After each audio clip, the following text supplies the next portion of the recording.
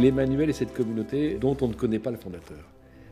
La tendance humaine, c'est toujours de mettre en valeur les responsables, c'est normal, y compris dans l'Église.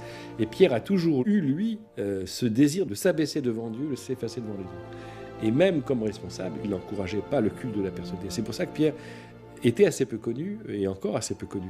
Et le fait qu'il ait renoncé librement de son vivant au gouvernement de la communauté et les préparer, Pierre et savait qu'il fallait transmettre le flambeau de son vivant pour que précisément ça continue.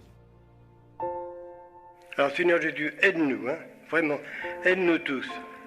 Ah ouais, vraiment. Fais qu'on ne s'endorme pas, parce que c'est pas la peine d'être la plus grande communauté d'Europe, d'ailleurs je ne sais pas si c'est vrai. Si nous n'avançons pas, ça sera exactement comme les monastères qui sont vides. Et bien on dit Seigneur, c'est atroce.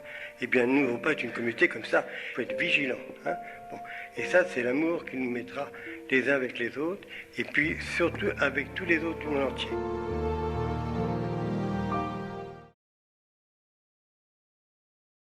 Pierre, pendant sa vie, et surtout depuis sa mort, est quelqu'un qui est aimé, qui est prié par un grand nombre de personnes.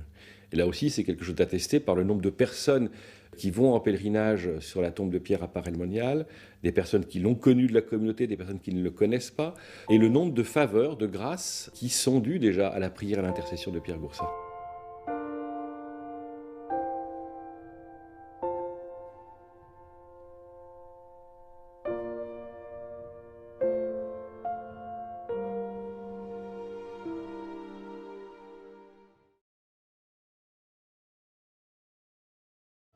Bon, alors tout ça, je ne vous ai pas appris grand-chose de plus. Je vous l'ai quand même dit parce qu'il faut quand même savoir à quoi on s'engage.